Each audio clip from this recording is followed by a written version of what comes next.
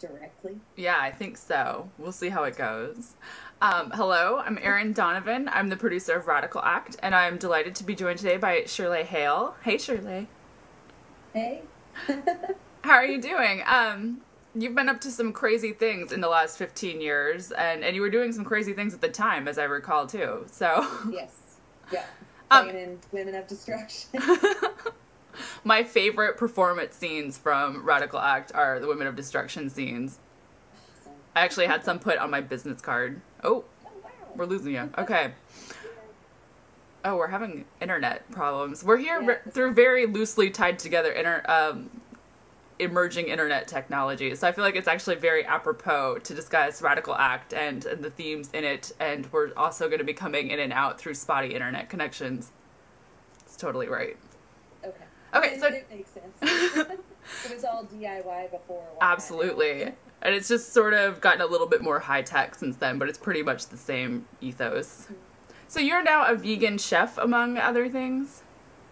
Yeah, I actually have a personal chef business, so I cook for people in their homes on a daily basis. That's my job, um, and I do a lot of stuff for the vegan community here in Durham, North Carolina. So, um, I do vegan brunches, and I just did a month-long vegan challenge, getting restaurants in downtown Durham to offer vegan things for restaurants that would never ever do that, like French restaurants and, Ooh. you know, all sorts of different kinds of cuisines, and just restaurants that no vegans in this area had ever stepped foot in because there was nothing for them. So I'm a big advocate of helping the vegan community out, although I am not vegan, so I'm a secretary. That's so But wild. How did you get into that if you're not vegan yourself?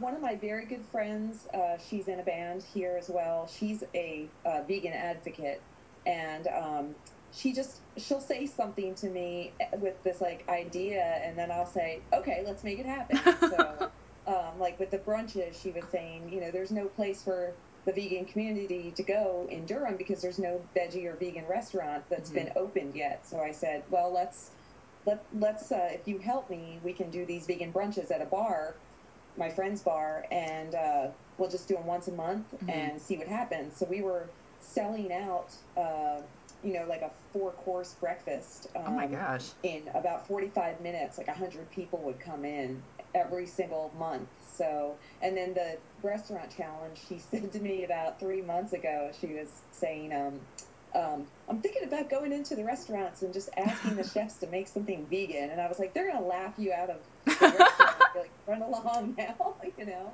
I was like, no, we got to make it into a challenge because that's how the chefs around here think, it's a Really? kind of penis jousting thing, going on That's so between the funny. chefs. I just moved here like 2 years ago from San Francisco, where brunch is like considered religion, and Yeah. I am trying to rack my brain thinking of brunch items that could be turned vegan. What is there a lot of squash involved? Is that?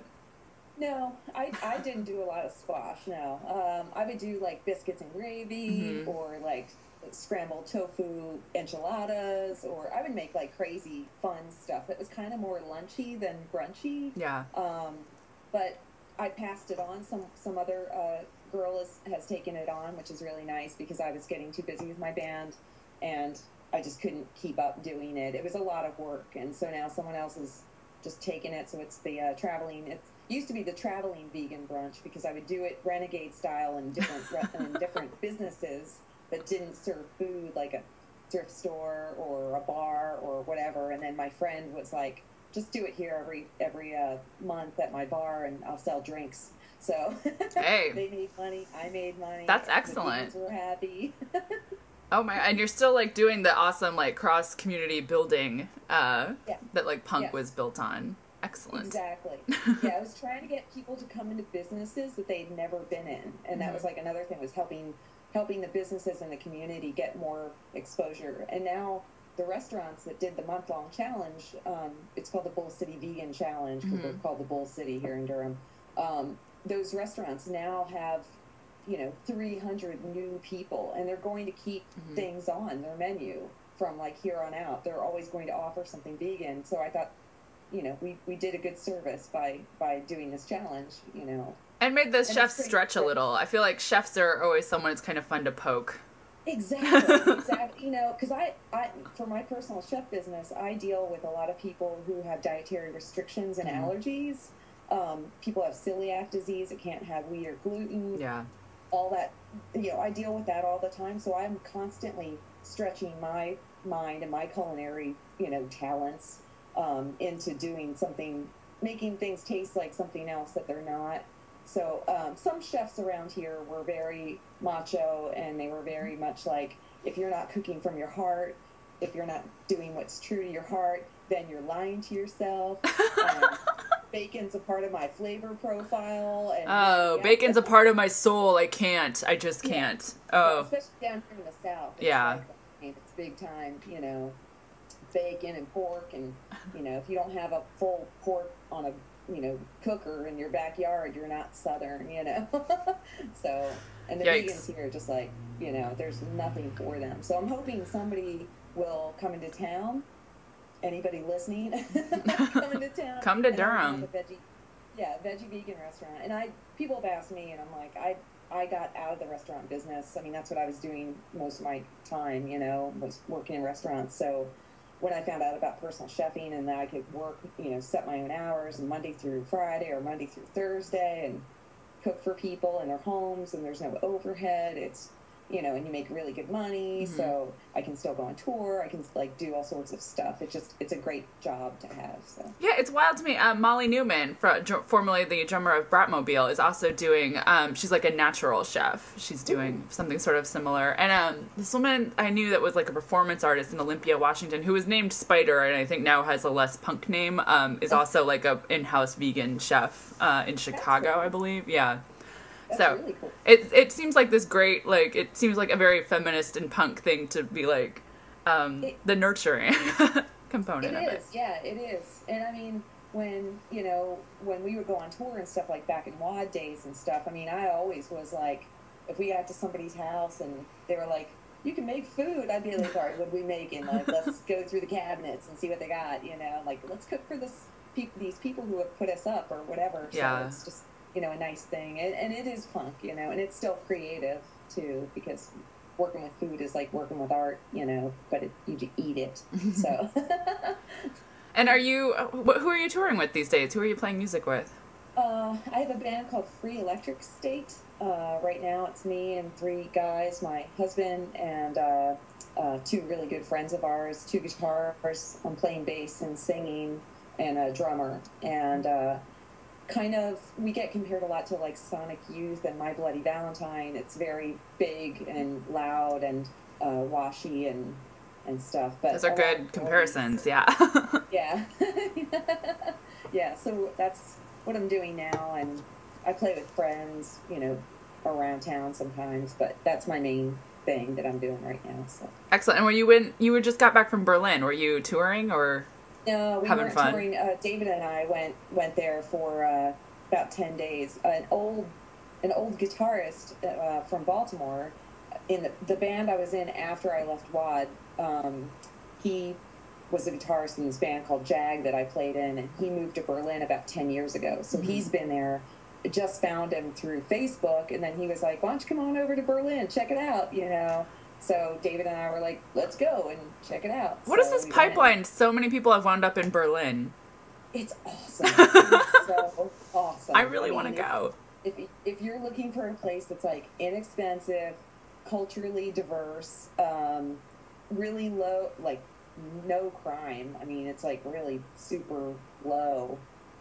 Great food, huge, like, I don't know, just huge art population. It's beautiful, and it's just inexpensive, and everybody's so nice. Everybody spoke English. Oh, My good. friend's lived there 10 years, and he barely speaks German, which is kind of sad. I would take a German class if I lived there, but The people I know who live there are taking classes. They're trying to, I don't know. to learn, because it's just better. I mean, everybody wants to speak English. Most of the Germans will just, like, we would go into a cafe, and I'd say, eine cafe, pizza, and they would say, do you want sugar in that? Like in English. Oh. Married Dismiss, Shirley. Yeah, I know. They're like, your German sucks. Don't even try. You're like, Avita Zane. We're hoping to actually go on tour this coming spring or summer with our friends band Alice Donut. They were a huge band in the 90s. Yeah. They were on Alternative Tentacles, which I'm wearing the shirt. Nice. I'm wearing an Aerosmith shirt. I don't know if you can see that. Yeah. That's 12 Aerosmith. So yeah, so we might be going on tour with them, and you know, they're gonna have a new record coming out. My husband's actually doing a documentary on them, on their whole 25-year career and stuff. So that'd be cool. Yeah. Where's he at with the documentary? He is. He's right now. He's at the part where they're getting it color corrected and sound corrected. So it's almost done, and they've applied to like Slam Dance and Sundance and South by. South by, and you know, all different places. But he got like a backer and stuff. He got financial help and stuff through a guy that does. It's called 120 dB Films, I think. Okay. They're based out of New York, and the guy is a huge Alice Donut fan. So he happened to find out about David's little film he was going to do, and it's now turned into this like full-blown production, you know. That's great to find one wealthy backer who's really into Alice Donut. That was a good find. Yeah, totally. Yeah, he was really like, you know, lucky. And so yeah, so that's going to come out, and we'll see what happens after that. But the documentary's awesome. It's called Freaks in Love. Freaks in which Love. Is one of their songs. I can't wait to see it. It's cool. Yeah. So did you get a chance to see Radical Act? I did, and it was mind-blowing because I don't remember ever being interviewed. I was like, a lot of people have had that reaction, actually. I was like, I don't remember this. Like, I was watching it like, wow, you know, but then I like see people, I'm like, there's Kathleen, you know, there's like everybody's in this like frozen, you know, time thing, you know, and it was really cool to watch. Tex told me she remembered she grabbed you like on a lunch break from like the job you had at the time, so I can imagine like you just like later that day had like already forgotten that you did it. So yeah, it was pretty incredible, and I don't even remember like where Tex had seen us, like, or talked to, like how that even got set up, and you know where Spoon and Andriana were, like. Just no, I just kept quoting Andriana, you know, because she always had the good quotes. So I think it was just the very 90s thing where she sort of drove around and had a notebook with like phone numbers in it that she was calling, and then other people would add phone numbers to the notebook, and it was a very handmade project. Yeah. And yeah, well, that's how everything was back then. Yeah. You know, it wasn't like this, you know, go online and search people easily. You know, I mean, you had to like call and mail and you know, people don't know that now. I mean, kids nowadays don't know. It's like gross. Yeah. It's actually really serendipitous that the film has kind of been re-released at the same time as the Sarah Marcus book came out about, it's called Girls to the Front, about the kind of oral history of Riot Grrrl. And I went to her book reading here in Portland, and she talked about how, like, she just, like, Facebook made it so easy to just track down everyone she wanted to talk to. So she just type in a name, and they were instantly accessible. And I was just like, wow. Like, it just blows my mind how quickly, like, that has changed. And and something I was kind of, like, trying to work something out with Evelyn on the fly last night, who we spoke to last night. And I was thinking, like, is it possible, like, that it's no longer difficult to be a music fan or a punk, you know, it's no longer about like going to the bad part of town to the record store, or like desperately trying to find out about new bands by finding out about who bands you like were influenced by or who they're also listening to. And I wonder if like it's been a democratizing effect, certainly, but I also feel like there's been this shift in what's considered indie rock now is so much more a sound or aesthetic than actually like any kind of affiliation about how the music's produced. And I wonder how I wonder if I'm just being overly nostalgic, or if it's like actually kind of taken something away from the process. Even though it's made it more accessible, I feel like I should automatically be for that. Yeah, I feel like there's less value in it. I feel like I feel like basically nowadays it's so easy for people to find out about bands and for people to be in bands. Mm-hmm. You know, it's really, I mean, it's super easy. Everybody and their mother is in a band now. You know what I mean? Like, I'm still not, because I have no musical talent, but the point is well taken. You know, and you can be like a fan, you know, whatever. But it is a lot different now, I think, because people can, you know, you can just go online and you could just type in a genre that you like of music, and you could be as specific as you want, and things will pop up, and you can just listen to them instantly on MySpace or Reverb Nation or whatever. You know, it's pretty incredible. I mean, I think as time goes along, it's going to be easier, at least in the world of women playing music. It's going to be like, there's going to be no, you know, this is a guy's kind of game, like back in the day when we were playing. You know, it was, you know, just such a thing to be in a band with a bunch of girls or whatever, and then like fighting kind of against guys about it, you know. Yeah. Because I know, like, WAD, when we would go on tour, you know, around the country, like, I remember we were playing in, like, Iowa or something, and these guys were, I mean, it was, like, packed, you know, and these guys were up front, and all they just kept yelling was, show us your tits, you know. And then it was like, it got to the point where we were, you know, getting heckled, you know, constantly by them while we were playing, and then in between when we were trying to talk and stuff. And, you know, that whole mentality there is, like, not really, I still think that, like, say, an all women's band is still kind of a novelty in a way, but it's so less of one. Or you know, predominantly like half and half, you know, guys and girls, whatever. I think it's going to get so much easier, especially with, like, the girls rock camp and stuff that's going on. I mean, you know, I taught in that, and it's just incredible, you know, to see, like, an 8-year-old girl behind a drum kit, you know, bashing it out. And, you know, I don't know, I just think it's going to change the way that people think down the road. Well, and it seems like it's already such a drastic shift. I mean, everyone in Radical Act talked about, except for, like, the women who were playing to, like, really, like, Gretchen Phillips, who's usually just got a pretty straight lesbian following. Right. Like, they were all like, we would get beat up. Like, we were like, it was actual violence and then harassment and then, like, a slow, like, acceptance. And it doesn't seem like that much time has actually gone by, that now, like, that aspect of Radical Act seems really dated. But what really drew me to seeing, like, when I first saw Radical Act was that element seemed very dated, like something that had changed so rapidly already. But the parts about politicizing queer identity and, like, that being taken away from them, and they all kind of talk about Katie Lang and Don't Ask, Don't Tell as being these, like, gigantic, like, tipping points for queer culture in the mainstream. And I remember watching it for the first time and just thinking, like, oh, ladies, it was just the tip. It was just, no, it got so much worse after that, actually. Right. Yeah, I mean, I know that we, you know, in our band, we had a lot of issues with that, because we were really affiliated with the queercore scene as well. Like, we did a lot of shows with Scissor Girls and Tribe 8 and all those people. So it was like watching, I mean, it was a mixed bag of people, though, I will say. Like, the bands that we played with, at least, it was always like guy, girl, you know, straight, gay. Like, it was just a mix, you know what I mean?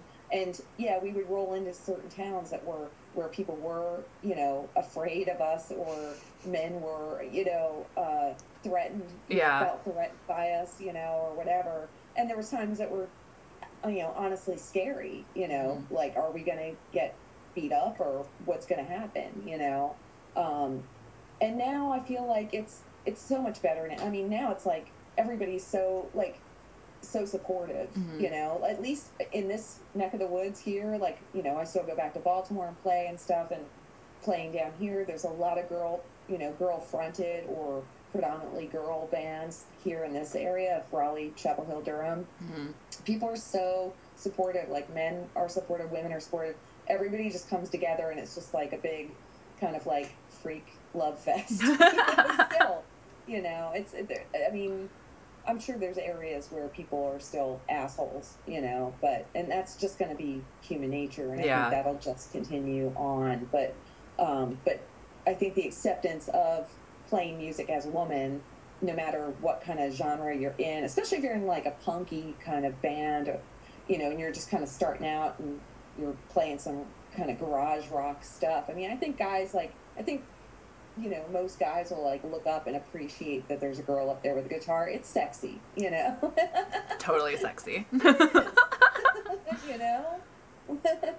So, yeah. But hopefully we're not telling girls that at the rock and roll camp. That's that should come later, I think. Yeah. Oh, yeah. We don't really talk about that. We talk about like, body image stuff is more like, love who you are, and however you look is how you're supposed to be, and love it, flaunt it. So Aww.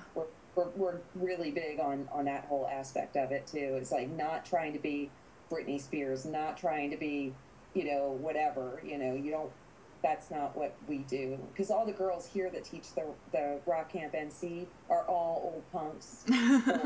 Yeah, I mean, they're like learning from a bunch of women that had been in the scene for quite a while and who's gone through a lot of stuff. So we have them making zines. Like physical zines. They're just like, gross, what is all this paper and glue? I hate it. Ugh. Yeah, you can type it up, you can print it out and cut it and staple it. What's a typewriter? That is weird. Ew.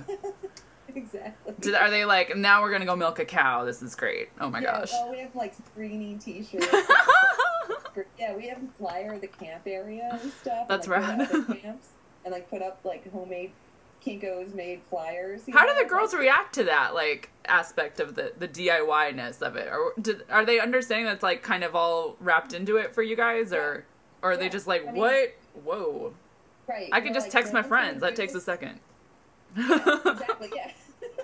Like, no one's going to do this for you, so you have to do it yourself and, get your word out, about your band, and it's incredible. I mean, what, like in the times that I've taught and then the girls are up there performing their song and you've like work with them, for 2 weeks on the song and then they play and I mean, everybody's crying. Yeah. It's ridiculous.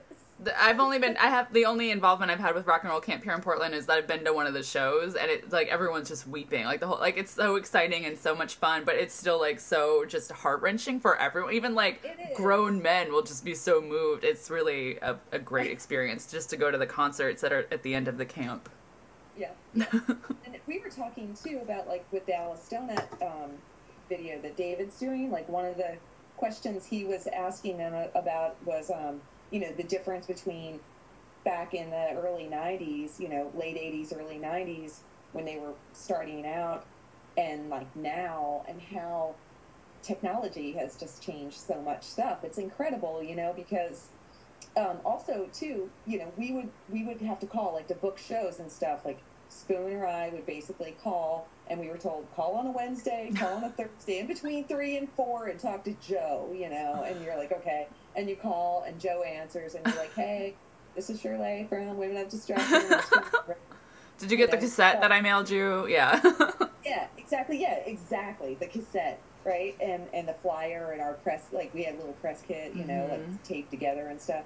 And they'd say, yeah, well, we're coming through on this date. Do you have anything open? Yeah, let me get some local bands together, and we'll put something together.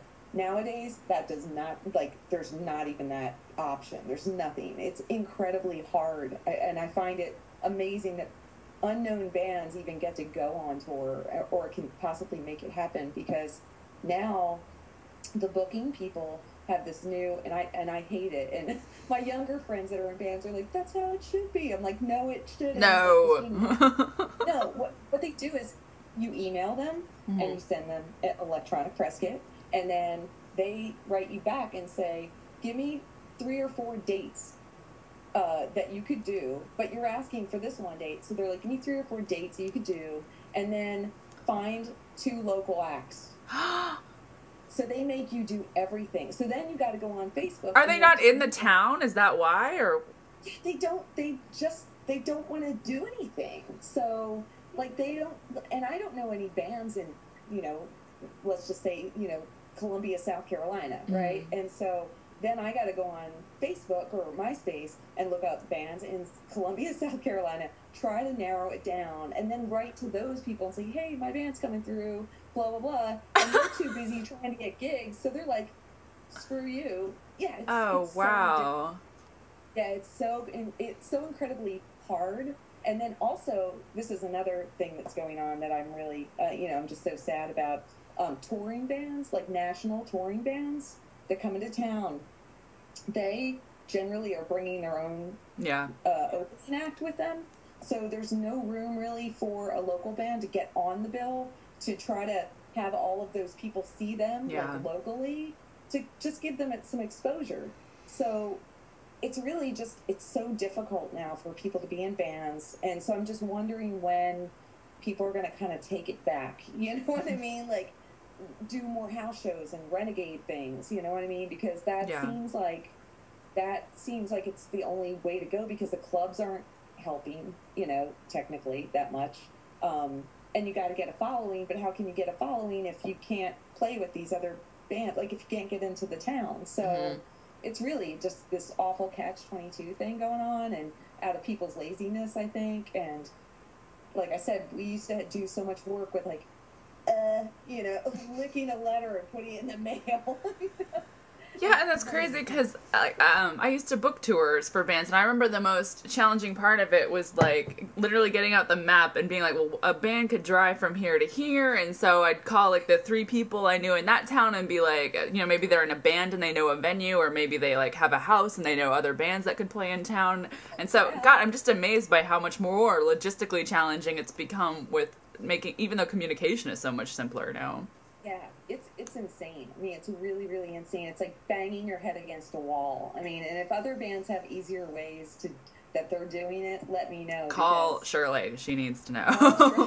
Email me because seriously, it's just like, it's just frustrating. It's so frustrating. I'd much rather have it go back the way it was, with mailing and calling on a Wednesday in between 3 and 4, And and the FileMaker Pro database I was working with that I thought was like a special torture. Now it sounds really nice, actually.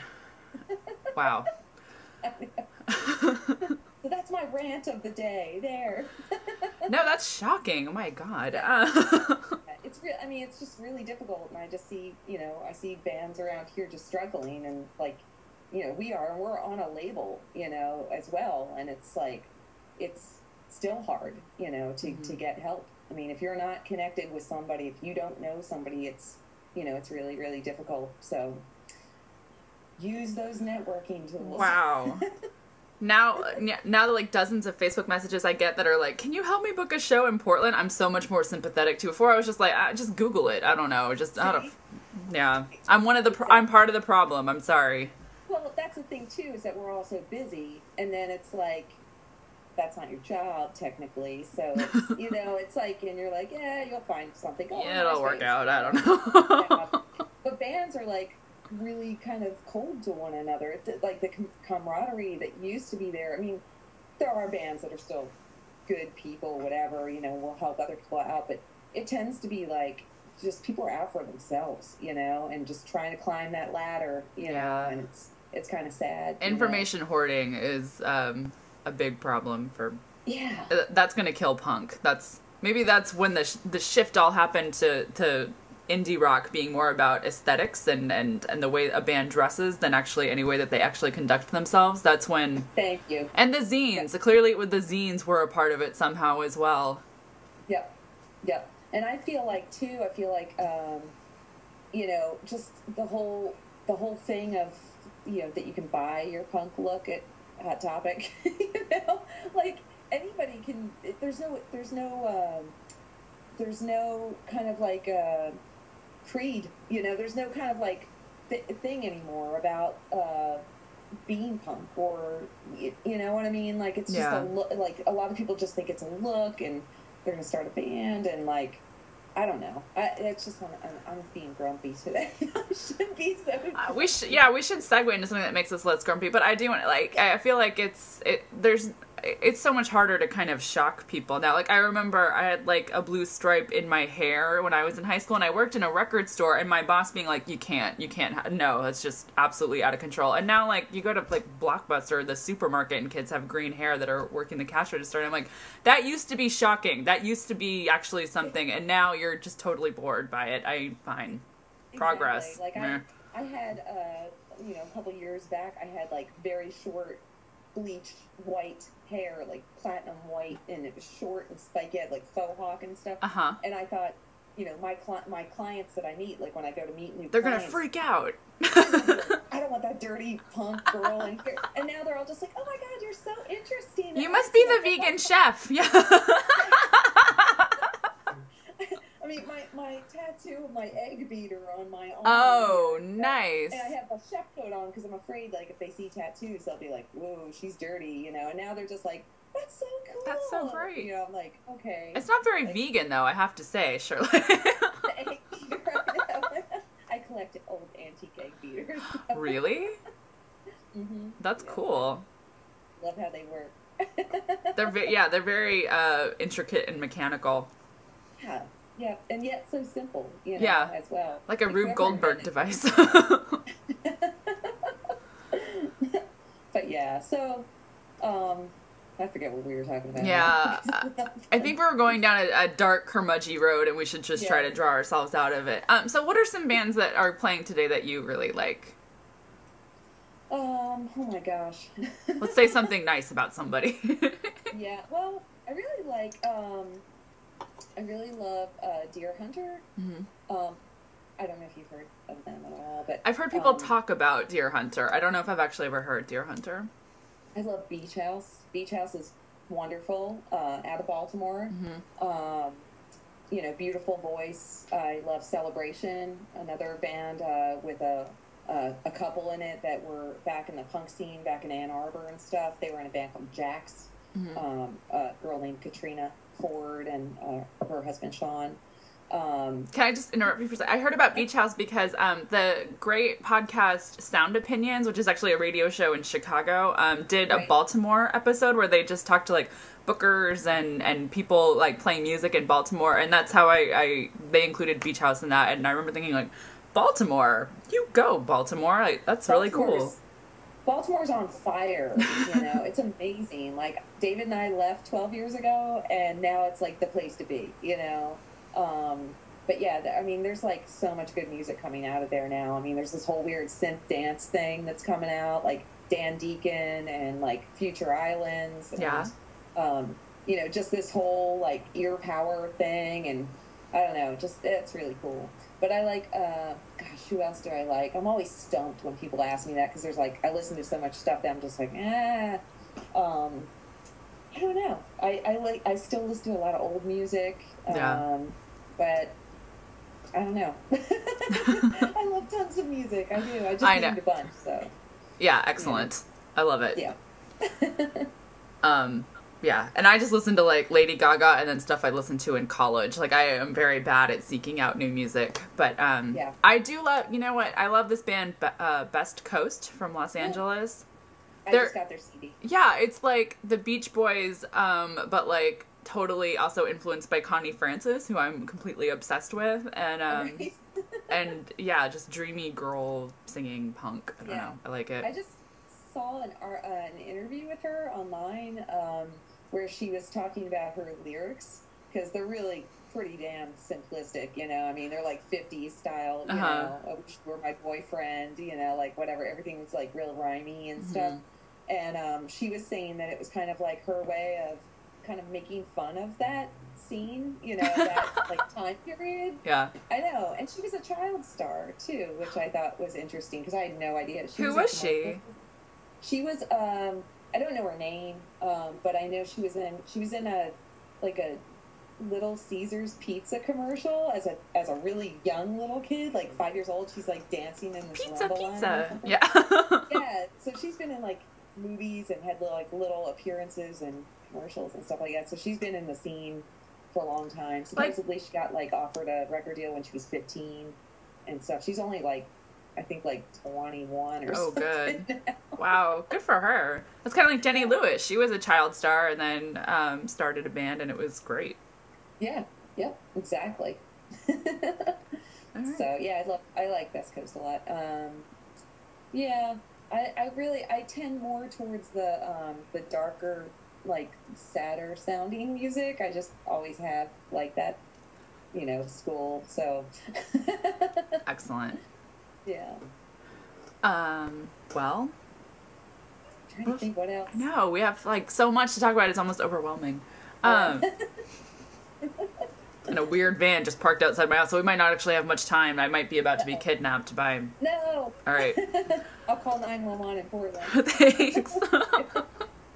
There's a Law and Order episode in that somewhere, don't you think?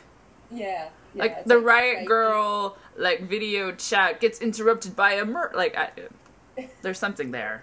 I believe it. Mental note. Yeah. Well, how do you find out about new music? Can you, like, share any of your... My tips? Yeah, your tips.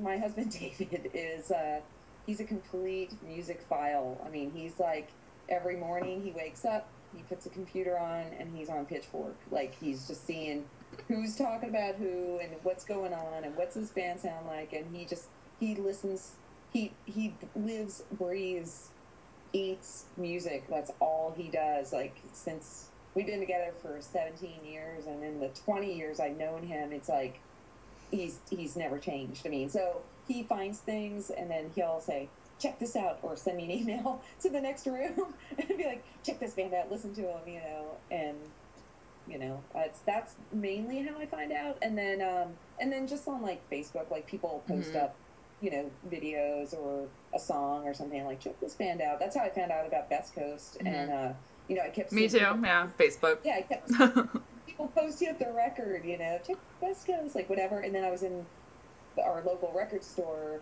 and the guy that owns it is a friend of mine. He was playing the record, and I was just like, what is this? And he was like, oh, it's this band called Best Coast. I was like, oh, cool. And you know, he was like, here it is. It's like, I'll buy it. This sounds great, you know. So then I drove around for like 2 weeks, like it never came out of my car stereo. It's a great driving record for sure. Yeah. You know what I was thinking of when you were mentioning that is everyone I know who reads Pitchfork is a dude, and I feel like there is something still dudely within the like ability to follow those really high volume content sites like Pitchfork, and for film like Ain't It Cool News I feel this way about, or like for politics I would say like Daily Kos or Boing Boing for tech stuff. Like there's some like, and I mean women are present in all of those forums. I don't want to minimize their contributions, but they definitely seem like the user base is strongly tilted male more so than the general public. I agree.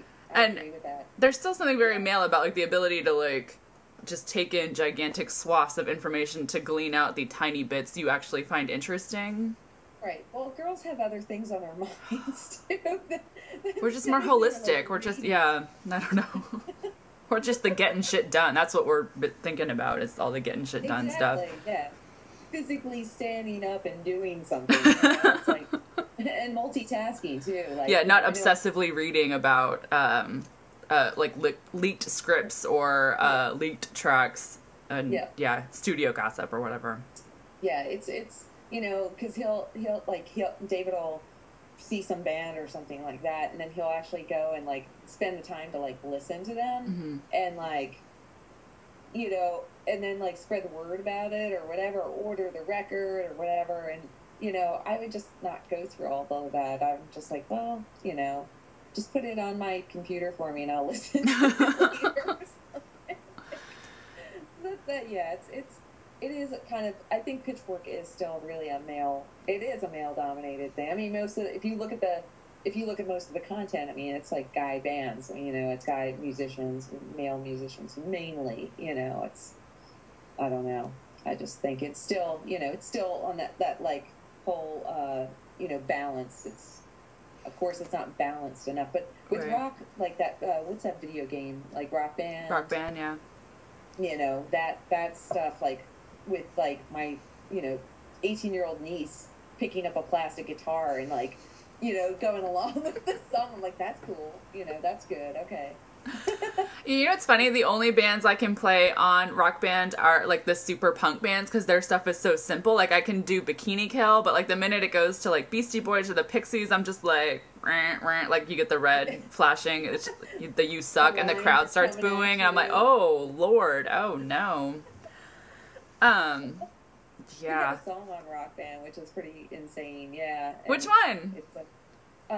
It's called 6 is 1. The song's called 6 is 1 by Free Electric State. It's funny. You can watch it on YouTube. I guess it's on there, so you can just watch the example of it. Uh-huh. And what the kids are writing, which is really weird. They're like very analytical of everything. Like that fiddle part 679 was like whatever, and you're like weird.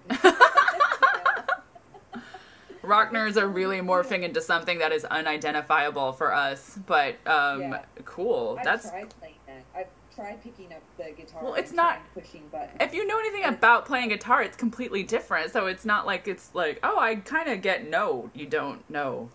It's like a joystick or something. It's different. Exactly. Yeah, it's pretty mind blowing. But I actually want to go back to, I keep hopping back, but the crazy thing to me about this Pitchfork thing is that, like, we've received, like, really great full reviews in, like, Bust and Bitch and Venus and, like, you know, the Girl Cult, and those are culture magazines. Like, I feel like they have audiences that are like, I want to hear about new music, I want to hear about movies, and if I can just use this totally anecdotal example, the traffic that has been driven from those reviews is still like an th of the traffic that was driven from a Pitchfork just mentioned that it came out. It was like one sentence, like Radical Act 1995, now available on DVD, like Kathleen Hanna's in it or something. You know, like it was a very quick blurb in like a news roundup. And that sent so much traffic to the site. It was exponentially more than the full reviews. And I'm going to extrapolate that out as a lot more traffic at Pitchfork than, because I obviously can't speak for what traffic is at these magazines and their websites, but gosh, like that is really like the working model of what's working for rock criticism, and in terms of what can like really make a difference for artists, it seems like. Exactly. Are these crazy high volume sites.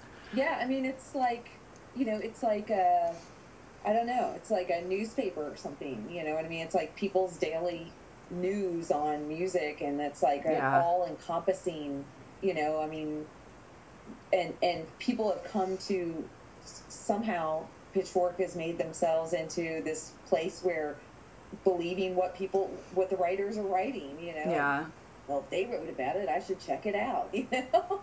So it's pretty incredible. Well, there's actually a guy that lives here who's one of the writers for Pitchfork. So, you know, it's interesting because the local bands might be more like, hey man, can you write about Yeah.